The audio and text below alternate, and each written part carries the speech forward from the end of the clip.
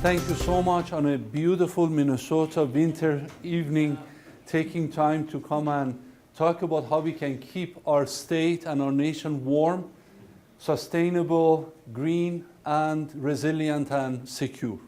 So that's what we're going to talk about.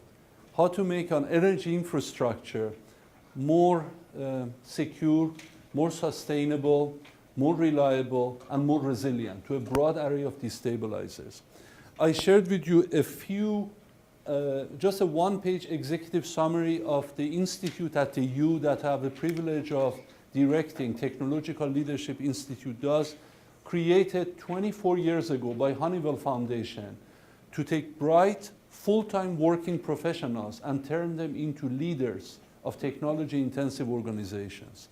We have the oldest Master of Science in Management of Technology in the nation, and they're all geared toward full-time professionals.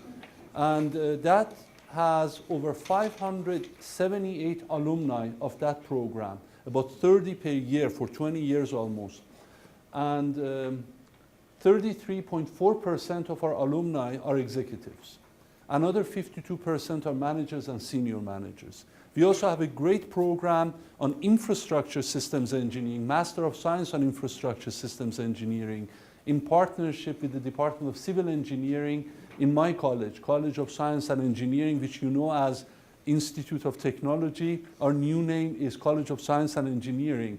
And that program has been very successful.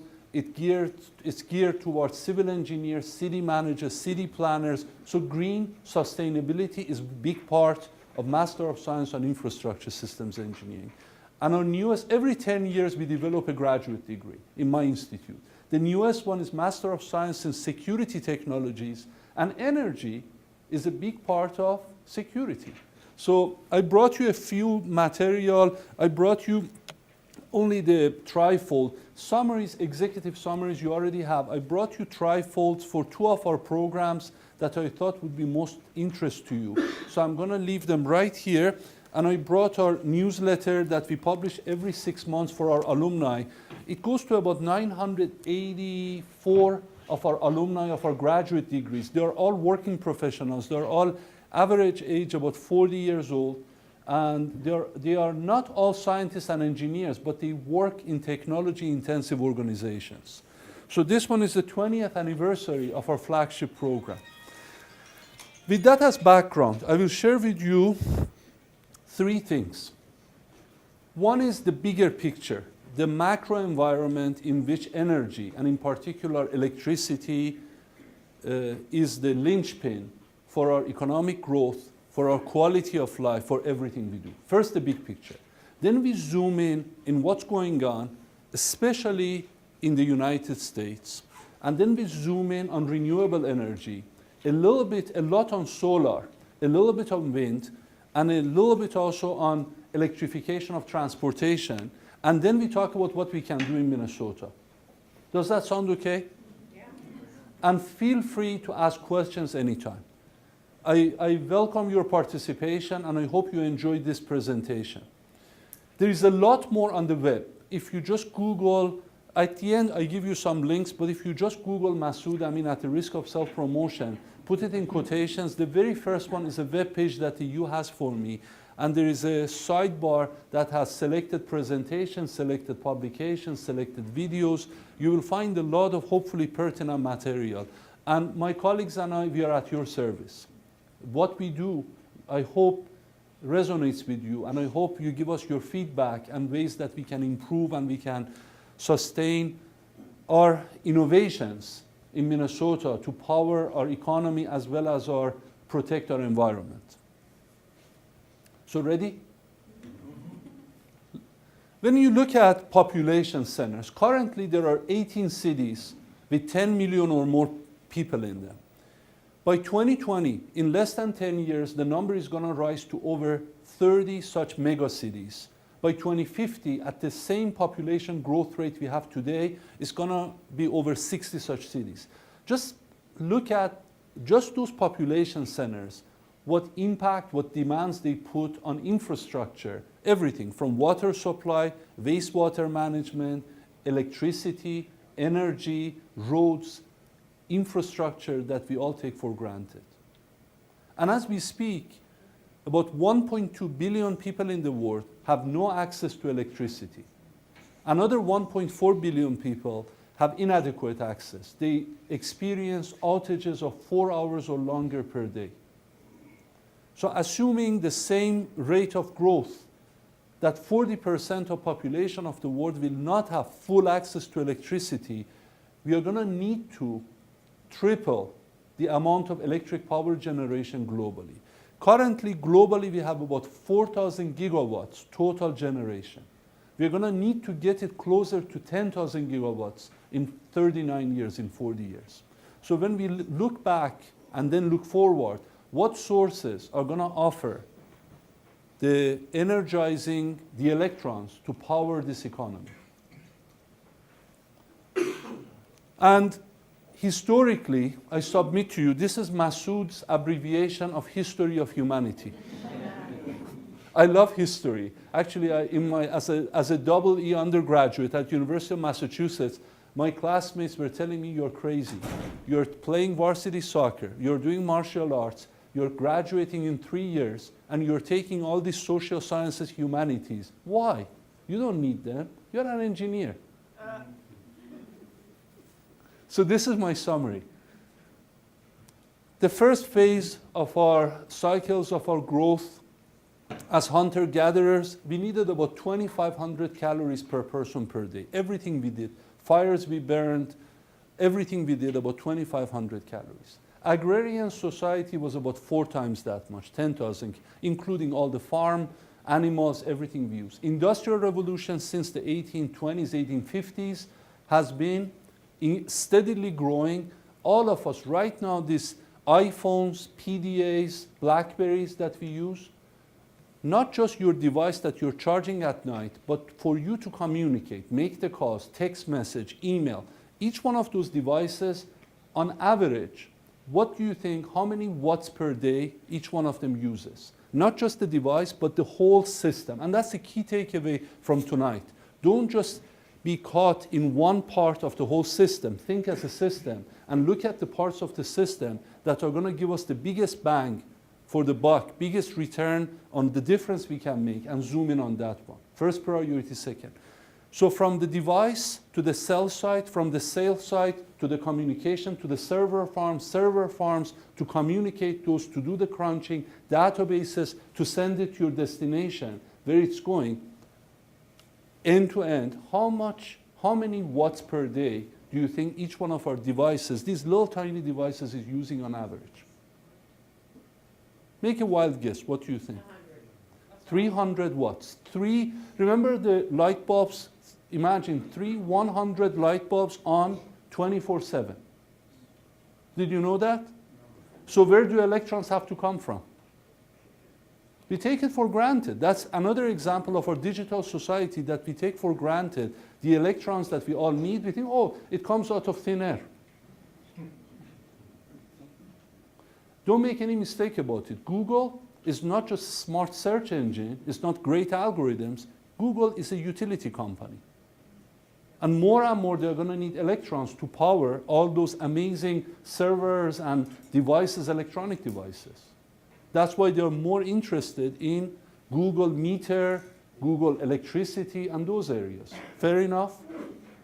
So as you use these devices, I'm a technology, I love technology that improves quality of life, gives us option in our lives. But those options, underpinning those, are electrons. Does that make sense? So I submit to you, the conclusion is think systems. The other part is, how do we approach our energy resources? Hint, 40% of our energy in the United States is oil.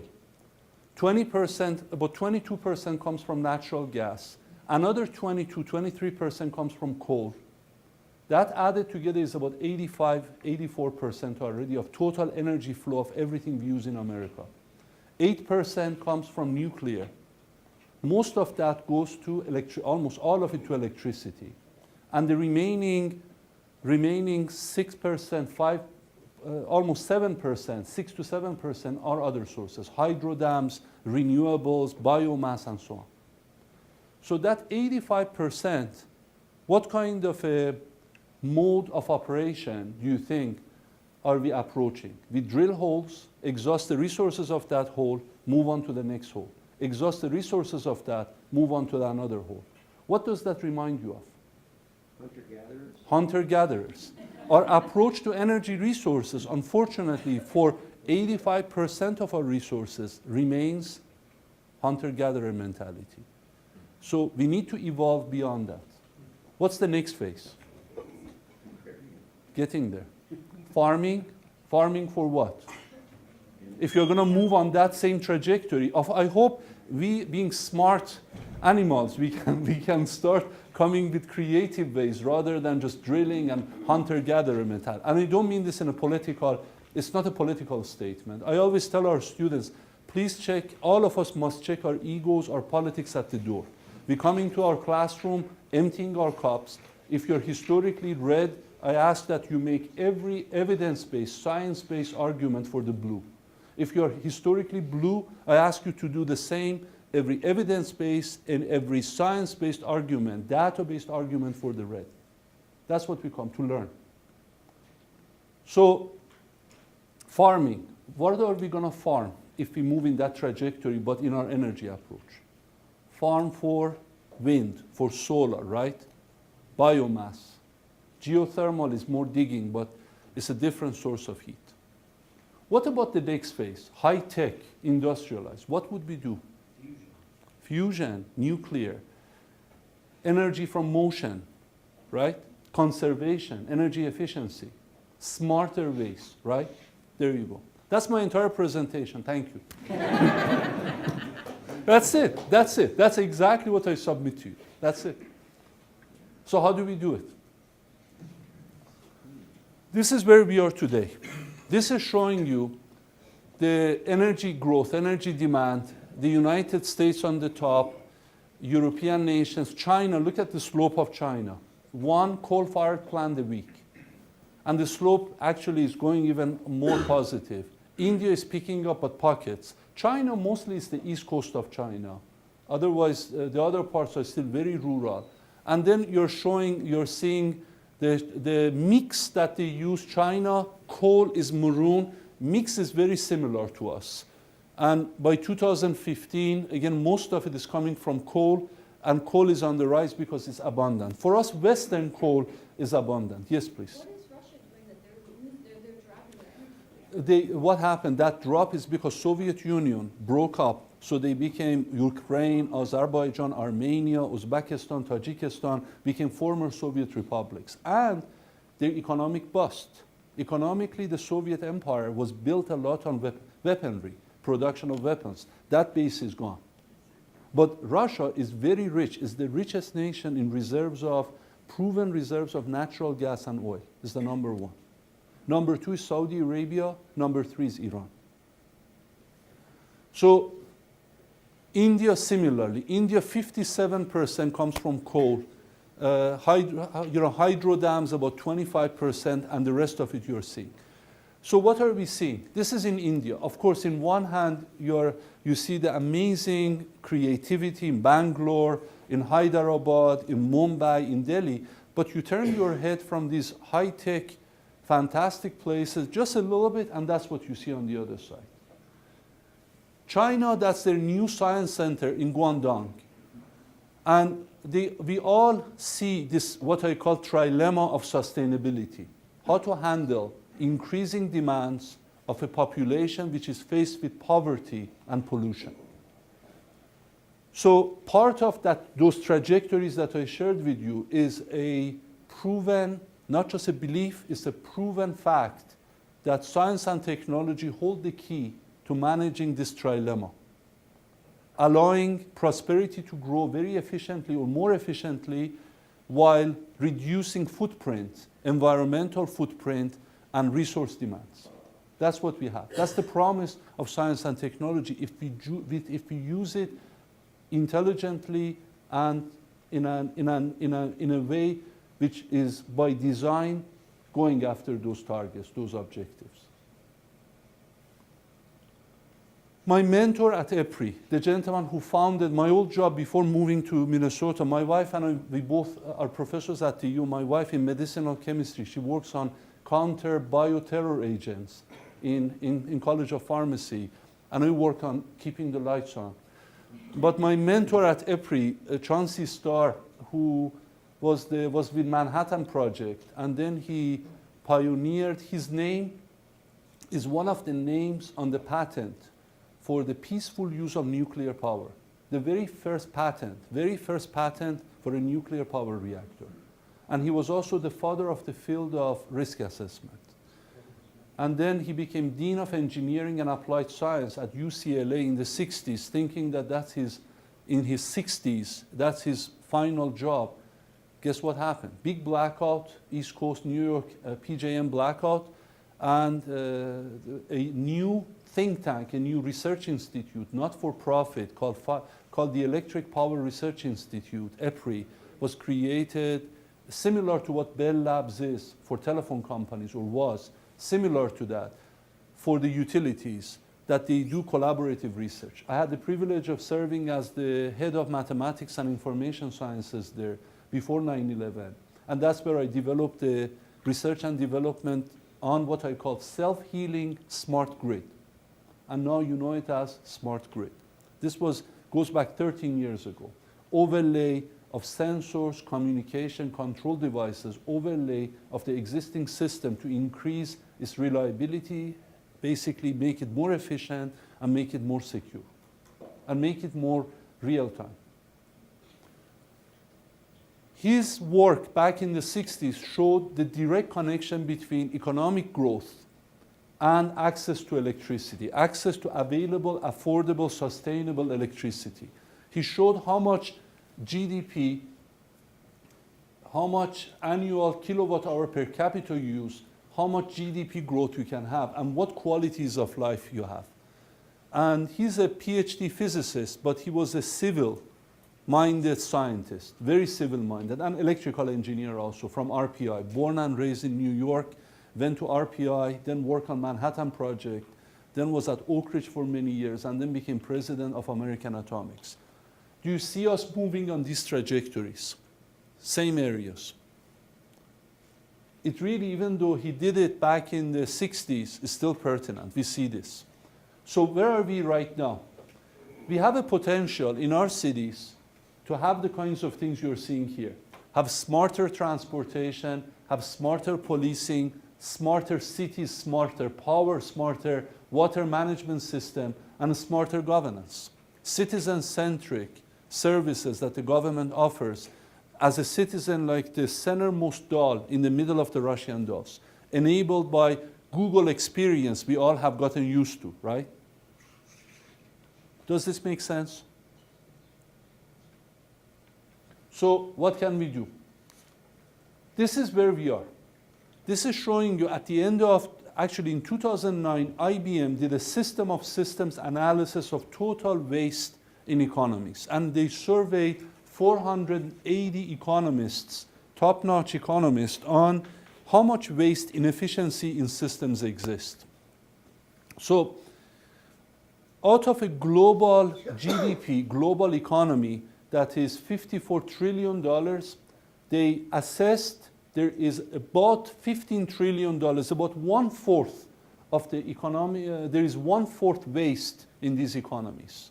And about 4 trillion of that is low-hanging fruit, things that we can improve in the near term with better use of science and engineering. And where are those wastes at? Building transport infrastructure is the biggest one, right here. So what Honeywell does, what Johnson Control does, can make a big difference in that area. Can be a huge opportunity. Increasing building efficiency, home efficiency, transportation efficiency. The other areas that you're seeing are marked in terms of transportation, goods and passengers, reducing waste in them. In a nutshell, that's the systems approach I was alluding to earlier. So this is, as you have seen, NASA's picture of Earth at night. In this picture, you're seeing not only networks of electrification, but you know, if you superimpose wealth of nations, square mile by square mile of where the money is with those square miles, guess where the highest concentrations of wealth are? The places that are the biggest lit. That's it. I have actually that analysis. I over superimpose them. My machine crashed today, so I'm at the mercy of my old machine. That's what I'm using. This is my old IBM that you cannot buy anymore, you know. So I couldn't find all my slides, unfortunately, and prepare them. So this is also population growth. This is assuming, using UN's population rates, this is assuming a moderate, not the highest, not the lowest, but a moderate population growth rate. In the next 40 years, we are going to grow, us and Canada. Right now, we are about 308 million in the US. Canada is about 30 million. Combined, we are going to grow about 43% to 450 million. The biggest population growth rate is Africa. That is going to grow from 860 million people to 1.8 billion people, is the biggest rate of population growth. And has, by the way, the least benefit from some of the things that in more developed countries we enjoy. And that can be, there's another geopolitical hotbed for terrorism and poverty and other areas that we all know about when we think long term. This is showing you Earth population growth centers. The parts that are in darker reddish maroon color, they grow at more than 3.5% a year. They're going to double in less than 20 years. The parts that are lower shades will double in 20 to 30 years or longer. And this is showing you where the hotbeds are. This is right here is parts of Pakistan, right there. India, not as much, but Africa a lot, South America a lot of growth. And pockets, mostly because of migration, pockets of Canada, Alaska, and United States. How about emissions? These are global emissions. This is showing you the darker red color are 500 to 7,000 kilograms of carbon per square kilometer. Yes, sir. Yes, ma'am. The previous slide, that was based on rate of growth, right? This is the projected UN population growth. What areas have the biggest, the next Right. population growth The rates? rate of growth is calculated based on the actual population plus the increase. So the Precisely. absolute numbers are not This is as connected to what I representative showed. as well. So it's connected to this. Those are absolute numbers. Absolute numbers, Yeah. precisely. This is a result of that. Right, but the succeeding slide indicating rate of population growth is partly dependent on the fact that some of those areas that one in Canada, for example, don't have a very high population, and then you're looking at Precisely, precisely, going from, precisely. The question is an excellent question. It is related to today's population. If you only have 20 people, right? And all of a sudden that little town discovers they have oil.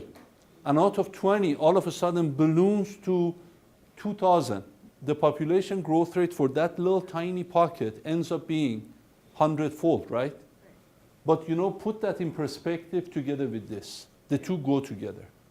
That gives you pockets. The other one gives you the total numbers. Okay? Does that make sense? That's why I do both. I don't do just one. I want to take the big picture of where they are and what pockets are growing the most within them. I think people always need to consider the rates of population growth based on where they're starting from. Precisely. Know where you start from. You start with 10 million or with 10 people. Makes a big difference, right? That's a great point. Yeah. But couple it to this. So the next one is how much pollution we produce. The parts that are dark red are 500 to 7,000 kilograms per square kilometer, and then the lower shades are less. So more industrialized, more. This is showing you where the population growth areas, pockets are the biggest one, and what's the projected from 6.8 billion to reach about 9 billion people. So you have seen similar analysis. This is less developed countries are going to be the lion's share of that population growth. And this is basically mapping it from 1800 Industrial Revolution to the present time because of high birth rates, high population, children.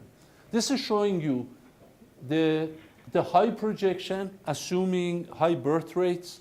This is the one that I was sharing with you. I was using the 9 billion by 2050. And the other one is the low projection because of scarcity of resources, putting a negative feedback on population growth. Does that make sense? Yes, please. In terms of economic development, couldn't those also correspond with a hunter-gatherer, agrarian, industrialized model? Absolutely. So that is The question is, can it also be similar? Absolutely. Some of these, like the poor parts of the world, still behave a lot like a hunter-gatherer combined with agrarian. You know, you see that actually the fuel source are cow dropping, animal waste, that they use it for light, for cooking, for other things. You know, absolutely. So when you project this, we also couple it to poverty. Good news is we have globally, we have gotten richer. Population, prosperity is on the rise. We did not quite get to the millennium goals set by the UN. We fell short of that at the turn of the century, 10 years ago. But the good news is the slope is negative. And GDPs are on the rise, except GDPs are pockets. I can show you. How many of you have seen a movie or a show on BBC by a Swedish statistician called Joy of Statistics? Excellent. Please Google it, put it in quotations, watch it. 4 minutes, and it shows you exactly how since 1850s, how has this changed? And it's not all of China, it's only pockets within Shanghai. Pockets within Shanghai have the quality of life like Northern Europe, like us. The rest of it are similar to Africa, poor parts of Africa. Take a look at that. There are 2 hands up.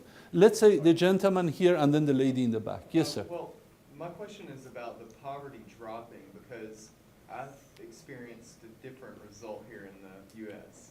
Absolutely. This is global. In the US, actually, the gap has increased. The gap has increased. And if you look at real dollars, you fix it, let's say on $2,000, that gap even becomes wider. Yeah, absolutely. So this is global. This is all of humanity, taking at the time 6.6 billion people at the turn of the century. Yes, ma'am. Except that you're finding such, and it sort of plays off of what he said, is that there's a certain number of people that have an extremely exaggerated net worth and income, and that it's sort of like Bill Gates and the nun. Precisely. 10 nuns and Bill Gates. They That have a very increased high- gap. So you mean and median are not the same. Those of you who are statistical, I have a doctorate in mathematics, so these are music to my ears. Yeah, the mean and median are 2 separate things, are very different from each other, absolutely. Yeah. How many of you like statistics? Excellent. Then you know what we're talking about. Yes, sir. There was a hand somewhere. There was a lady there. I Yes, just ma'am. had my hand up. I wanted to talk about that and bring up the Gini index, which actually measures not only, it accounts for GDP as well as equity within a country. Yes, Gini index. Another one, if you want to look at PPP, price parity purchasing price. So we talk about, in India, I can tell you, I've taken our students, these bright 38, 39-year-olds to India a couple of times. When that particular endowed chair position was vacant, I did the work.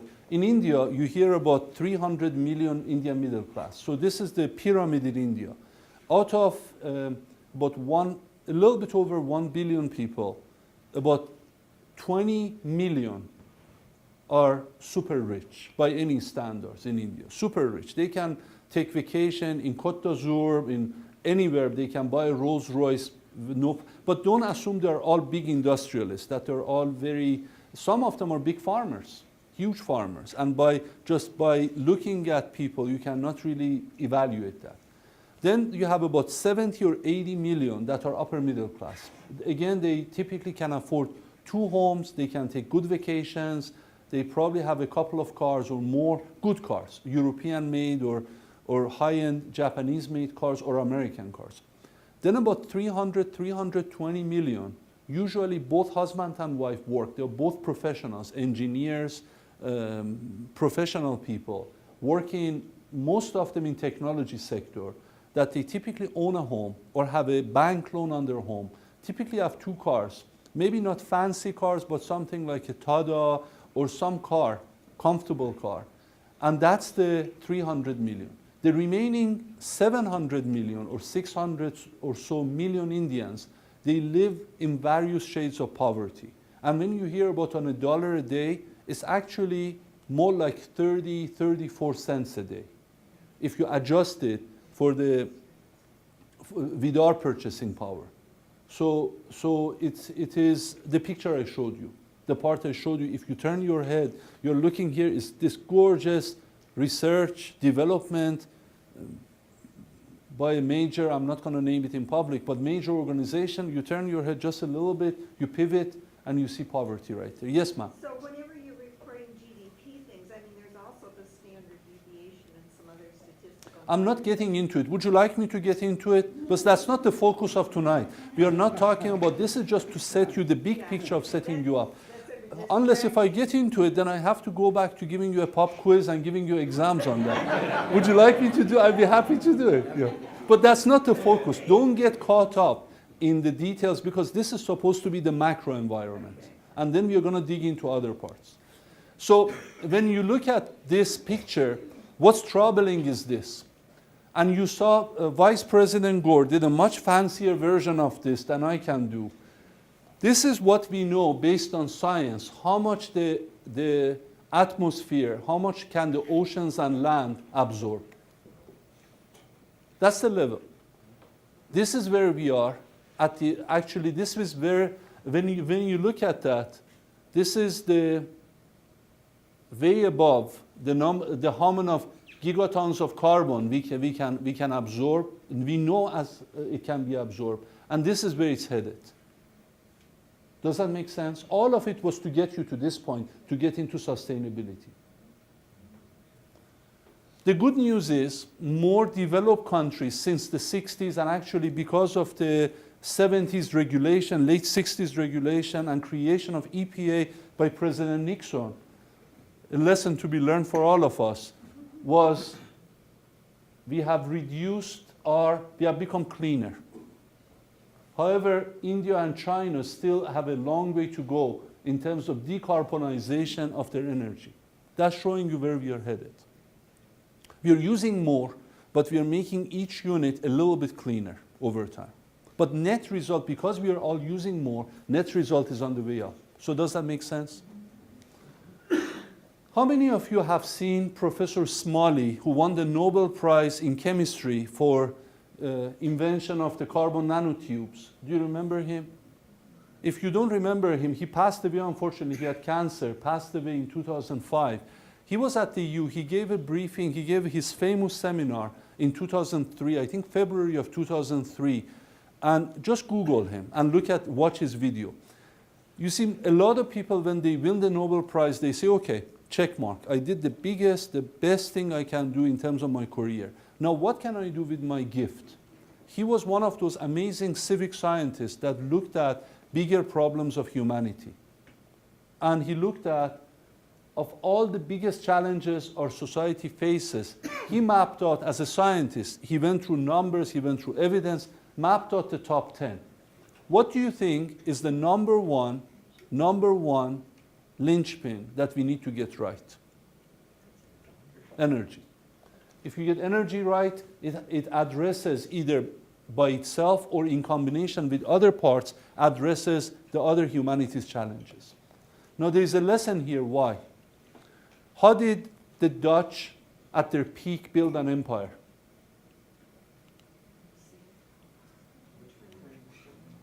Trade. What did the trade use? They harnessed the power of wind. Everything from grains, milling. What about the British? What did the British use to grow their economy, their military might? Coal. How about us? What have we used? Oil. That's it. Energy. Get energy right, you grow your economy. You grow your innovation. You grow your quality, everything. Does that make sense?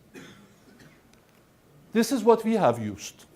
This is us from 1850s to the present, we use predominantly wood and a little bit of coal. As we move forward, it's all also a question of substitution. You're growing your economy, your net result, your net demand is going up. So what sources do you use that are available, that are affordable, and what footprints they have on other secondary, tertiary impacts they have on other stuff, such as environment, right? This is how we have grown our economy.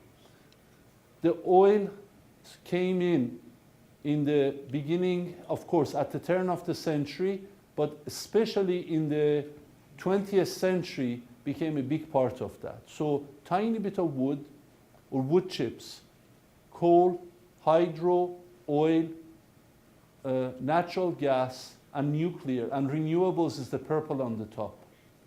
Okay? Does that make sense? That's where we are. So this at first is a forbidding slide. Don't worry. It takes about 40 seconds. We'll do it together. This is the total energy flow for our nation. Everything we use. So what do we use? On this side, on your left-hand side, is input to our system. Remember I said please think systems and then see what is the biggest part that we can make a positive difference. This is the input to the system. 40% comes from oil, petroleum, 23% from natural gas, 23% coal, 8% red nuclear, solar is 0.006%, wind is 0.15%, geothermal 0.3%, biomass 2.8%, hydro dams 2.7%. Where does it go? Follow the lines to your right-hand side. The lowest part is transportation sector. The next tier is industrial use. The next tier above that, commercial building, commercial operations, residential. Look at the gray, big gray pipelines. What do you think is the overall end-to-end system efficiency even before you get to the last mile? We talk about the last mile in the next slide. But before you get to the next one, what do you think is the useful energy from source to near the sink?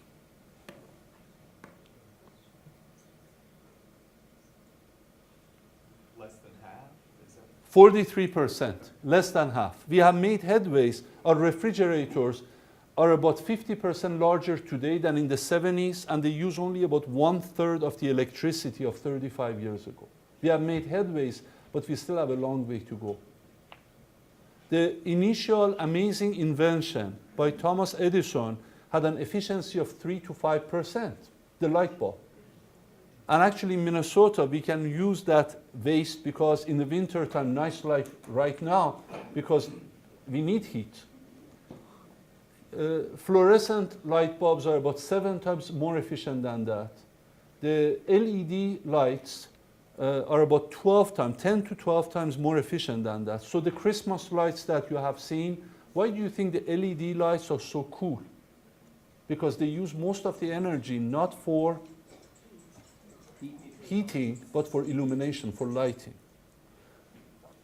Where is the biggest source of loss? What do you see as the thickest pipeline? Transportation sector. Now, I'm an engineer. I love muscle cars. My car is now 9 years old. When it was new, it had 384 horsepower. Now it's 9 years old. It probably has about 300 horses and a couple of donkeys. You know, maybe a mule thrown in there. But that beautiful marvel of German engineering has a problem. It has an efficiency of only about 13%, 13. And I will dig into it when we talk about electrification of transportation. So the biggest source of loss is the transportation sector because our cars, our vehicles, our transportation are at best 13 to 18% efficient. If we make them into hybrid or electric vehicles, you take 13 to 18% with today's technology, lithium ion, as long as we are not cheating, we are not charging them from inefficient sources, we can increase that to 62 to 74, 75%. But it's again end-to-end system, no cheating. Does that make sense? Otherwise, we're going to get dirtier, pay somewhere else, but hide, oh, I feel good, I'm driving a very clean car. Yes, but somewhere else is substituted for that. So the second source of loss, so 29.5% of losses come from transportation sector, a little bit from residential, commercial that are adding to that, but biggest part is here. The second part is my area, electricity. The biggest source of loss, where do you think it is? At the generation when you turn fuels into electrons, is in the grid, in the transmission, or is it in the end use? I'm going to surprise you. You will not expect this answer. You expect grid, right? I have a good story to tell you. True story. The grid is pretty efficient. That's why it was designed that way. How? Let me show you. Okay. Tesla came up with the idea for AC transmission, high voltage transmission. Why?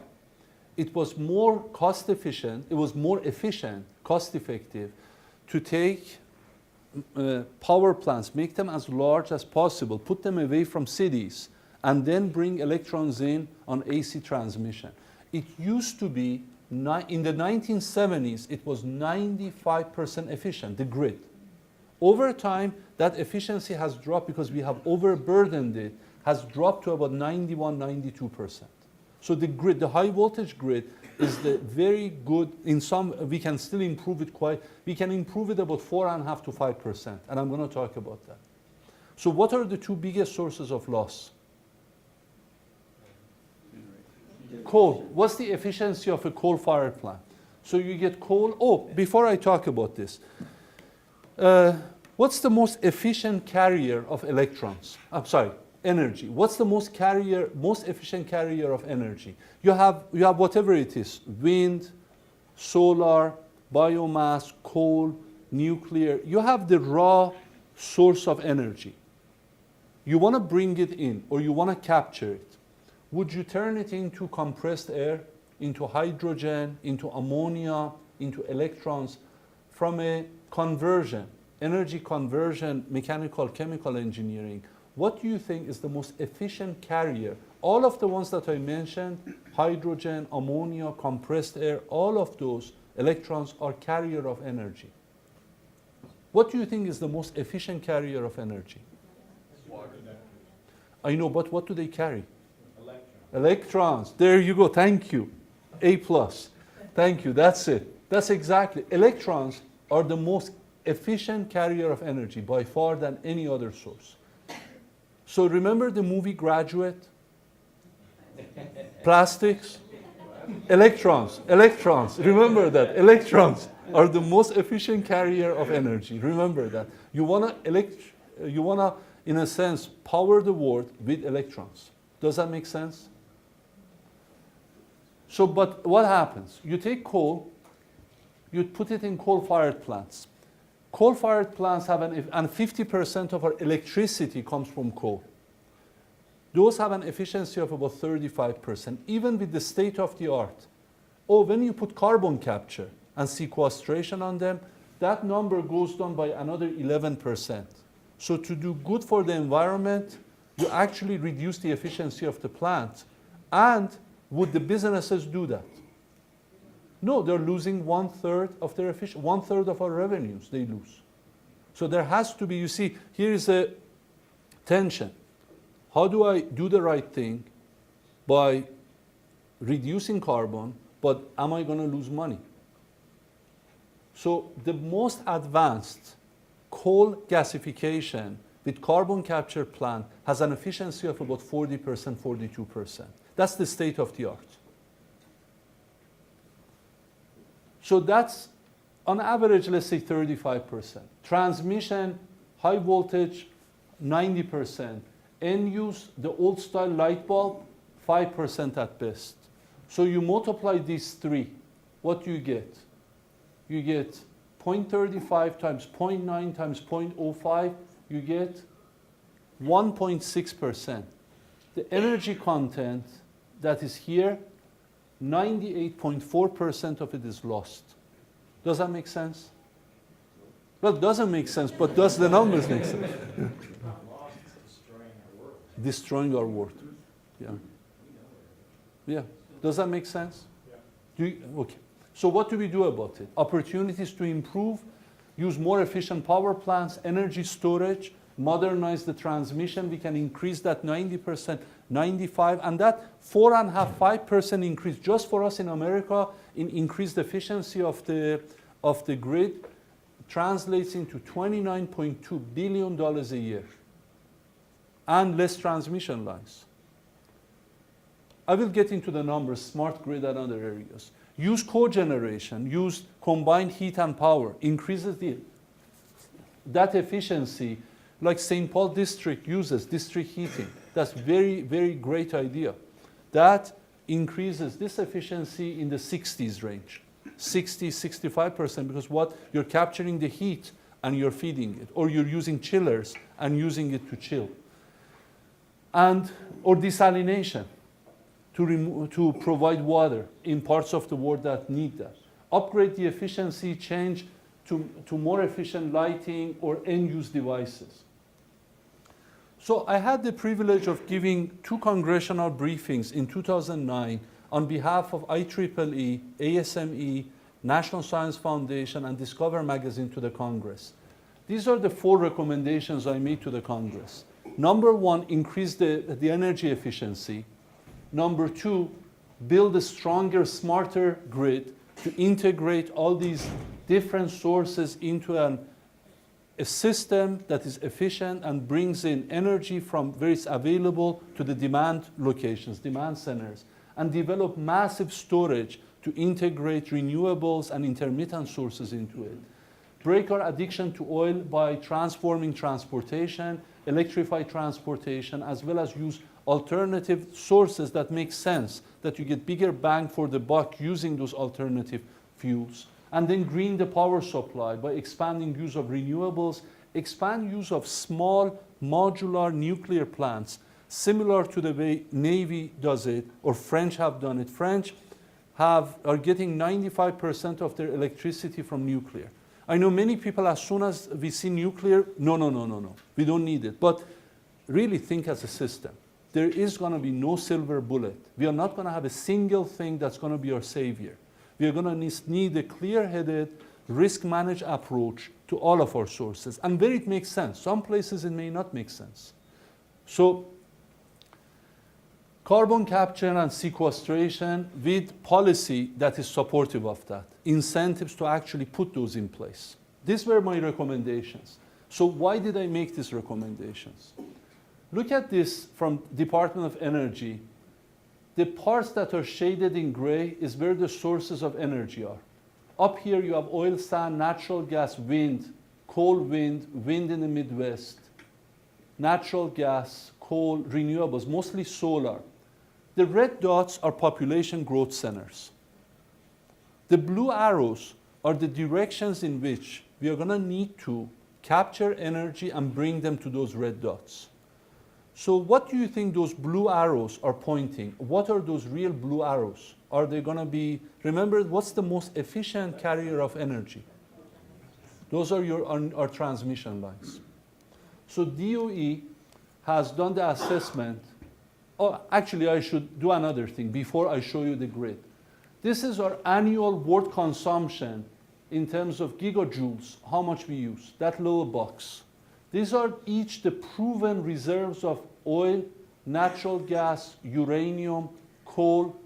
Hydro is this tiny part. We have harvested most of what we can harvest. Wind is over there. Photosynthesis is here. What do you think this big box is on the bottom? Solar. Solar is big. But you know what the challenge is?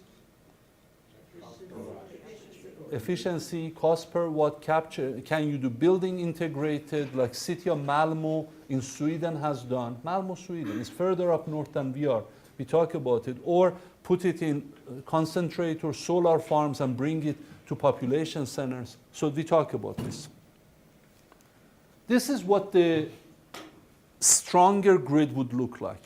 The parts that you're seeing here, the maroon, these are retrofitted, augmented on the same existing rights of way to bring electrons where it's needed. What's the cost of this augmented, strengthened grid? $82 billion. can be over 10 years, about 8.5 billion a year. Does this make, I mean, do you follow why we are doing it? Capturing and bring it in. So often another divisive, as a nation, we fall into this false dichotomy of not listening, arguing. Another argument I always hear, tomorrow, by the way, I have the privilege of being on Science Friday with Ira. So if you're listening to Science Friday around 1:45 our time, and one of the things I hope he asks me, I love that program. I usually save the podcast and listen to it afterwards. So one of the questions I am always asked, and it's usually somebody who hasn't emptied his or her cup, has an agenda, and wants me to support their agenda, is this: why do we need the grid? Or we only need the grid? Here is the question. Let's pose a well-posed question. Do we need a strong grid like this? Or, here is the problem, or do we need a totally decentralized, everything into microgrids that are efficient, that are locally produced and generated? You know where the problem in that question is? The tyranny of or. We actually need an and. We need a big capital A and D, not an or. We need both. Why? These are where the sources are. They are away from us. You need to integrate them into the system. And number two, I worked on resilience, reliability of the system. After 9/11, I directed all the R&D. To have a resilient, secure system, you need redundancy. You need connections to help you when something goes down. You need the grid. But locally, our cities, our neighborhood, we can make them a lot more efficient. We can make them into intelligent microgrids that are, each building has a net zero balance, energy balance, with efficient buildings, efficient devices, efficient even windows that are going to be in the next 10 years, maybe shorter. They're going to have photovoltaic, they're going to generate electrons for us. Yeah, even so, you already have roofs, shingles, right, that generate electrons. So it's both actually, we need both, not this or that. So that's the stronger part. Any question on the stronger part? I'm not going to talk too much about history. Let me fast forward in the interest of time. Bottom line is, this is the history in terms of outages. We have, in the last decade, outages grew humongous amount from 156 outages of 100 megawatts or more in the first half of the decade. They grew from 156 to 264 in the second half. And pain on the society, number affecting 50,000 or more consumers. And by consumers, I'm talking about 3Ms, large commercial industrial consumers, grew from 149 in the first half of the decade to 349 in the second half of the decade. And I adjusted, I said, what if we assume a 2% load growth a year? We didn't have 2% growth rate, but even if you assume that, still it grew from 147 in the first half to 230 in the second half in terms of large outages. And in summary, I just did an article for IEEE Spectrum that came out on Monday, and that's why Science Friday has me on the program to talk about this. This is what has happened. This is from 1991 to 95. These are outages that affect 50,000 or more customers. This is 96 to 2000. This is 2001 to 2005. This is 2005 to 2009. Yes, sir. What's the relative proportion of those that are weather-related versus... Here I give excellent question. The question is how many are weather-related, how many are not. Let me give you exact numbers. We live in MISO, in Midwest ISO, the region of the country we are at, we live in the most reliable part of North America. We get on average, if you remove all the weather cost, all the natural disaster, ice storm, everything out, we get 92 minutes per customer of outage per year, 92 minutes. The worst part in our nation is New York and PJM, Pennsylvania, Jersey, Maryland. They get 214 minutes of outages per customer per year. Why? Aging infrastructure, old infrastructure, high density population, bad weather, nor'easters coming up all the time, right? If you remove the nor'easters, it boils down to equipment failure. How many minutes of outages per year per customer do you think Japan has?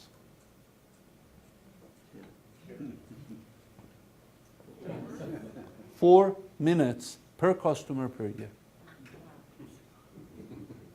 Check it out. It's shocking. Why? We are happy. I mean, so what? There's an outage, 90, 80 minutes, no problem. 2 hours, 20 minutes here, 20 minutes there, 10 minutes there, no problem, right? But you know what the impact of that is on our economy? 80 billion to over 188 billion. If you put weather costs, all causes combined, over $180 billion a year in the US economy. So, who is doing it right? This is the nations who have deregulated, privatized their part of. So I wanted to compare apples with apples. We did it in IEEE Power and Energy Society. This is showing you so that we talk about countries that have gone either through deregulation or partial deregulation, what they do.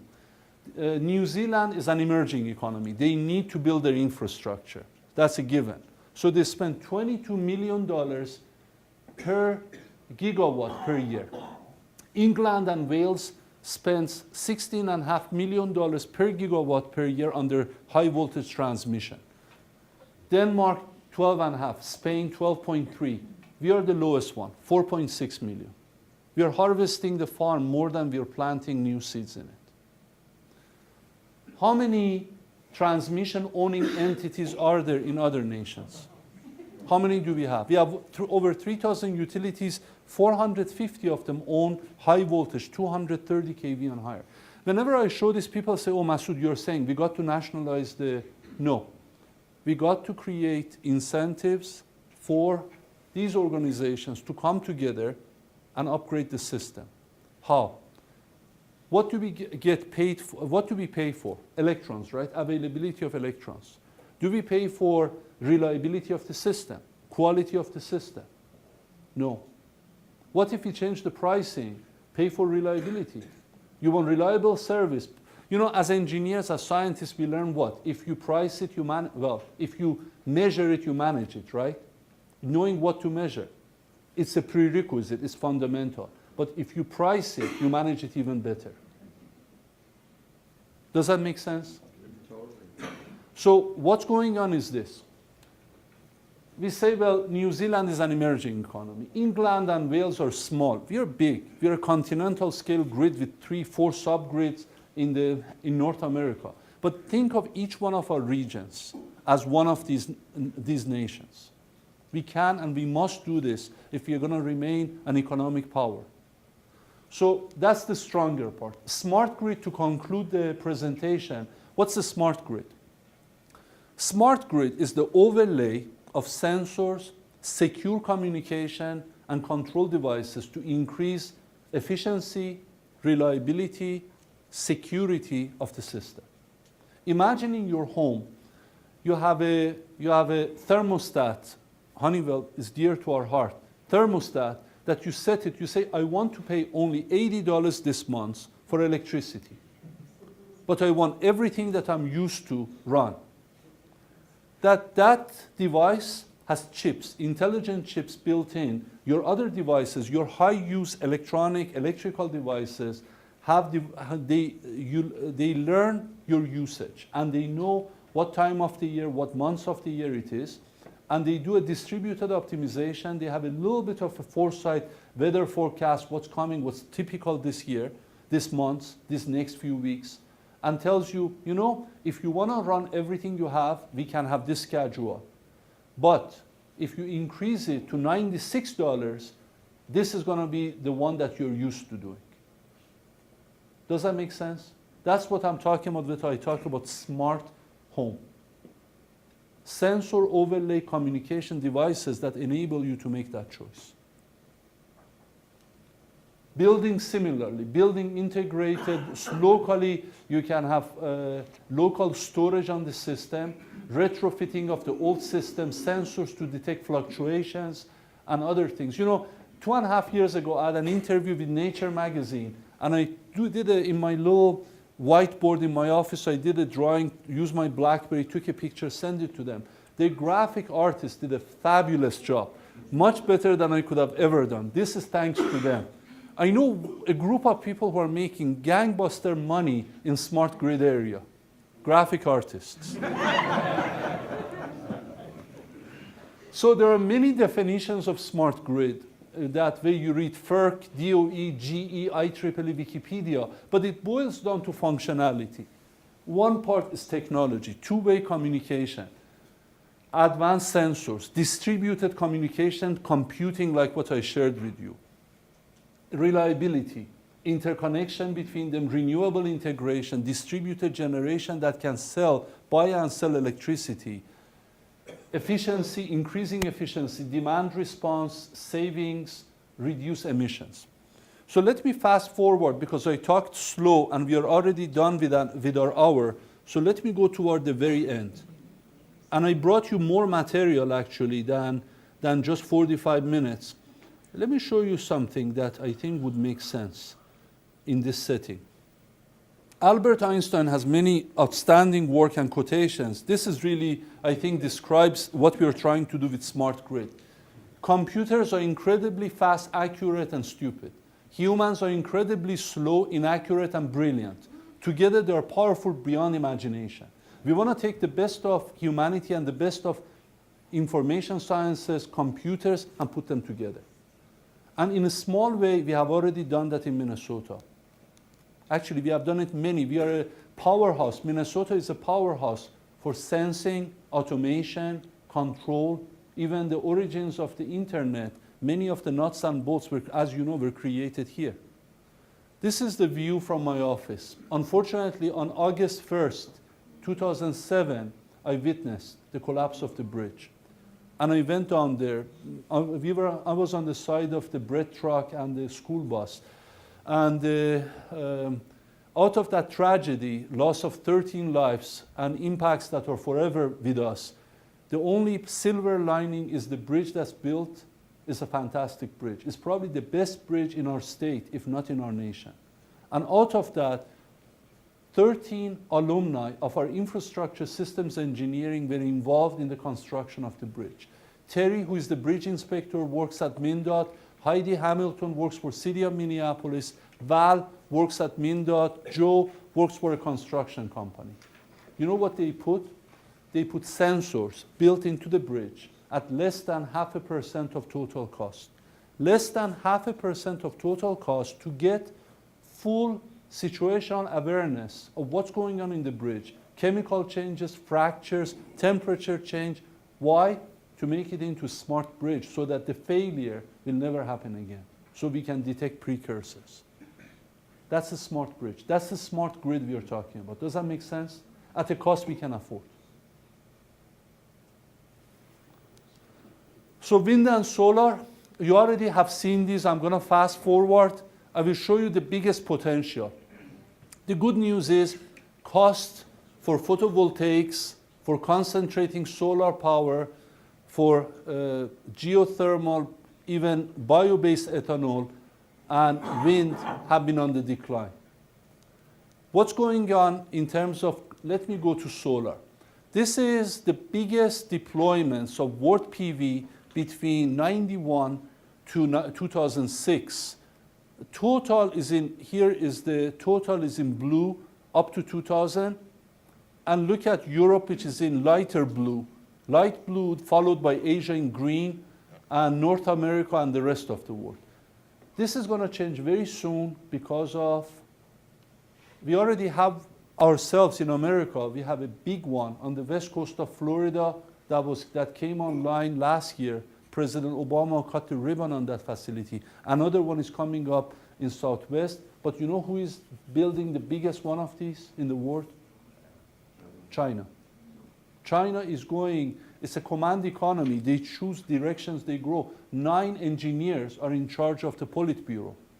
So when you are 9 engineers in charge of Politburo, as our fellow Minnesotan would say, if America, if we could, in our energy, be like China for one day.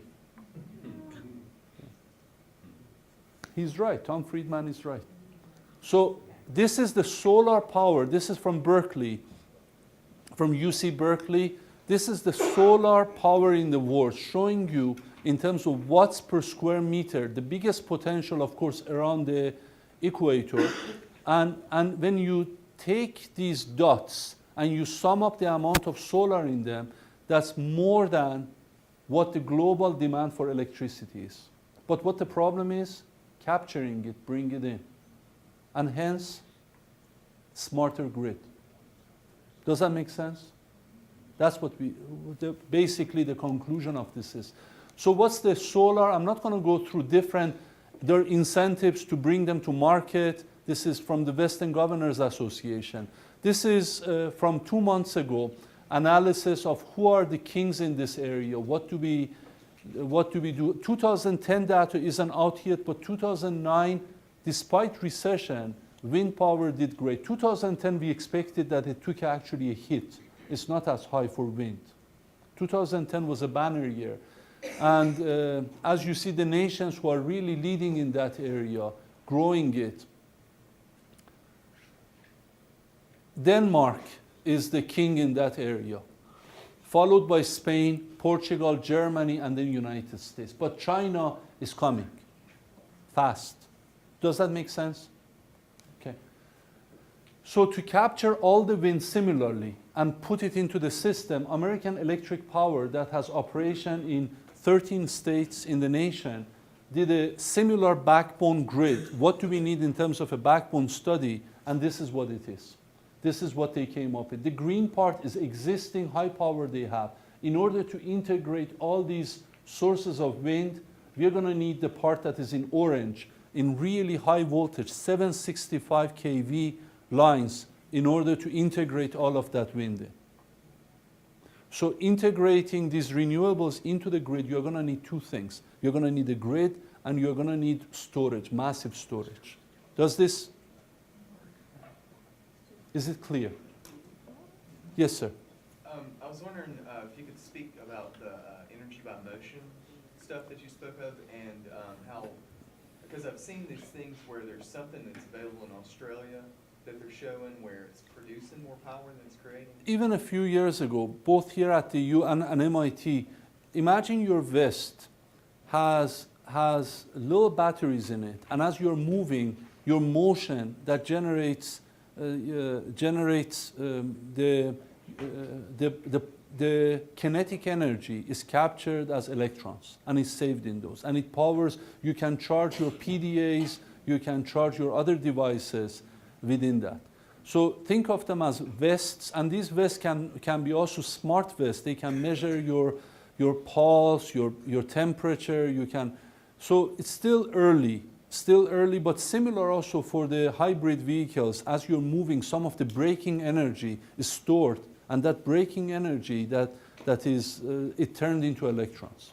So those type of things, scaling it up. Imagine that for cars, imagine that for larger vehicles, trains, trucks, and so on, but built in to increase the efficiency.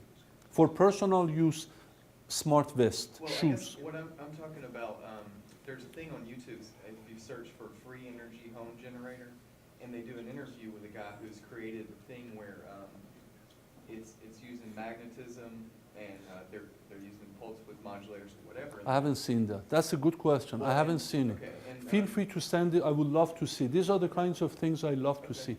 Yeah, and Yeah. there's definitely something to it, and there's some kind of technology that's out there, and then there's also steam engines or steam power where they're able to create more energy from the steam than it takes to produce the steam. I would be cautious with those. Right. I would be very cautious. Perpetual motion. They are cheating. I remember I said, there is something fishy about it. Yeah. So I would be careful with perpetual motion. But I would love to see those, seriously. I would. So feel free to send me, email me the links. I would take a look and let you know what I think. So let me conclude with the very end. I'm going to jump up to the very, very end. Minnesota gets smart. I'm not going to give you all these details. We can do it later on at another time with this. If you think about all of our challenges, environmental challenge, economic challenge, national security. At the core of all three is energy security. And solution, there are no silver bullets in that, but there are many innovation bullets. And these are the bullets that I shared with you. And smart grid becomes essential in integrating these sources. The cost of not doing the smart grid is the kind of outages I talked about. But with the cost of smart grid is between 165 billion to 170 billion total over a 20-year period. Ends up being about 8 billion, 9 billion a year. The benefits of that are you reduce outages by about $49 billion a year, impact of outages, 49. Increase the efficiency of the system by a little bit over 4.5%. That's another 29.2 billion. Pacific Northwest National Lab has done a study also that you reduce emissions by 12 to 18%. So why are we not doing it? But it pays for itself. It pays for itself. Yeah, tomorrow, always. Yeah, no Politburo with 9 engineers telling that is the way we are going. We are going to have an energy innovation in our nation. We are going to grow our economy, our state economy, our national economy. We are going to make it happen. And it takes leadership. I quote for you from Peter Drucker. Three things happen naturally in organizations: friction, underperformance, confusion. Everything else requires leadership. So I ask for your leadership to make this happen. Thank you.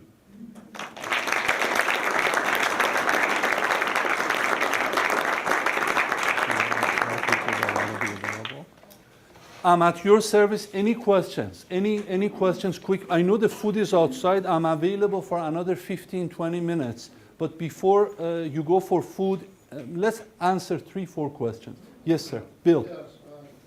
What do you estimate the rate of escalation of electric utility cost? Tell me, ask me again, what does what to the escalation of the... Escalation of electricity cost. Typically, it is really 3 things. It's the cost of fuel. How much does it take for you to get the fuel? It is the cost of operating, maintaining your infrastructure, and it's the salaries that you pay to the staff and people. But how many of us are willing to pay more but have a more reliable system, or more resilient or more sustainable system? If the Public Utility Commissioners come and tell you that your rates are going to go up 10%, why? You're going to have the benefits of a more sustainable sources integrated into it, less failure in the system. Would you sign up for it? Would it also include more conservation? Absolutely, absolutely. Conservation is key, absolutely. Yes, sir. I wonder if you'd share with us about your faith in new nuclear power, particularly about breeder reactors. You know, it has, look at Scientific American. Scientific American October or November issue has a fantastic article on that. So instead of me kind of giving you a lecture on that, look at Scientific American. This is what we, in America we have 104 reactors. They provide 20% of our electricity, 8% of our, actually now has risen. The numbers this year have risen to a little bit over 9% of our total energy comes from nuclear. But unfortunately, those 104 reactors, how many designs do you think they have? 102 designs. We should have done Class A, Class 1, upgrade to Class 2, Class B, Class C, and Class 4. That's what we should have done. Southwest Airlines learned that. Southwest Airlines buys only one kind of aircraft. Why? Everything becomes easier. Maintenance, spare parts, training, regulation. Imagine you are working for nuclear regulator. You have to think about every pipe, every little widget, which is unique to this particular design. So imagine if we could do this.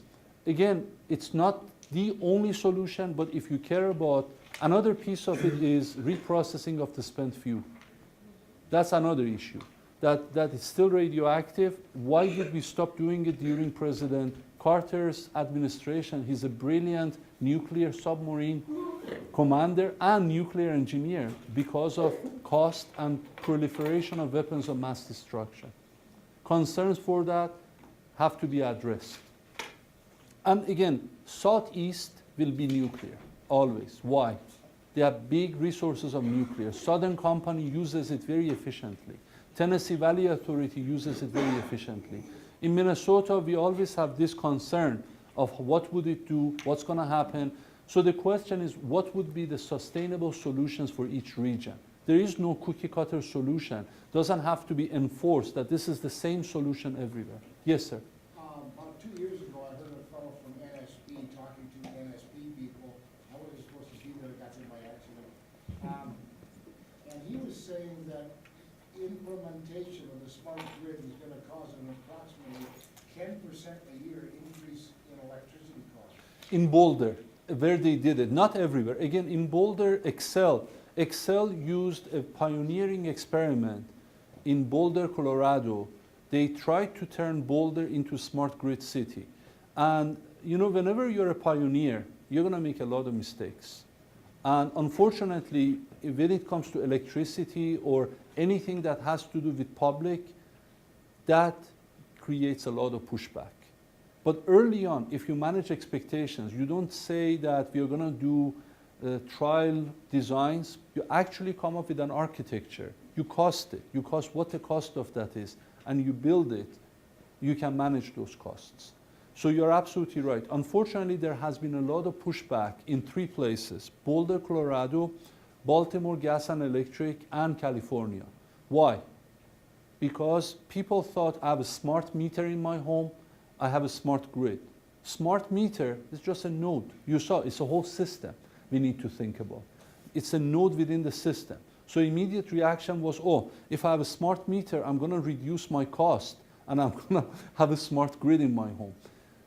A lot of it, actually, Connexus Energy here, as part of GRE, is doing some fantastic work in deploying those systems and integrating the information. Look locally what Connexus is doing. Another great example is in Austin, Texas, what Austin Energy is doing. There are pockets of real neat projects. What we are doing, I didn't talk about it, we call it Minnesota Smart Grid Coalition.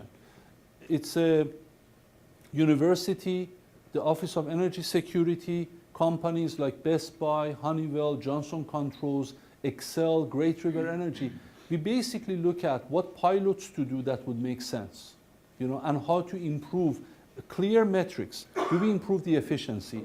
How do we reduce consumption? Do we impact reliability of the system? Do we reduce cost? And we are developing for Umore Park, we are developing smart grid pilot, and I'm grateful 4 of our students are doing they have combined 46 years of work experience. They're using that knowledge to do their capstones on designing smart grid for Umore Park. And I didn't show you, but there is another one from MRES, integration of wind within that.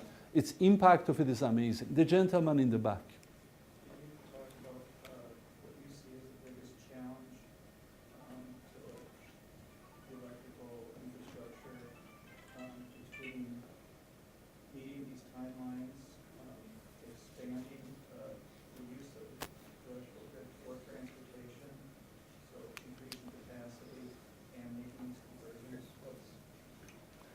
What's the biggest challenge? Biggest challenges, I talk a lot about them. I would suggest this one from Scientific American and this one, for the good of the grid. Increase efficiencies, integration of renewables. So it's more than what I can squeeze into a 40-second soundbite, given my host is giving me the signal. Basically, there are 4 challenges: lack of innovation, lack of R&D in this sector. Did you know we spent less than 0.17% of net sales of electricity into research and development? Computers, pharmaceuticals spend 10 to 12.5%. of net sales back into R&D. Dog food industry spends more percentage-wise and dollar-wise in R&D. Hotels, entertainment spend more in R&D. I'm sorry to cut it So off. that's the biggest one. Lack of innovation, lack of imagination, lack of new ideas being put, and the fact that we have gotten too comfortable with a system that we take for granted, and slowly it's ebbing away, rusting up.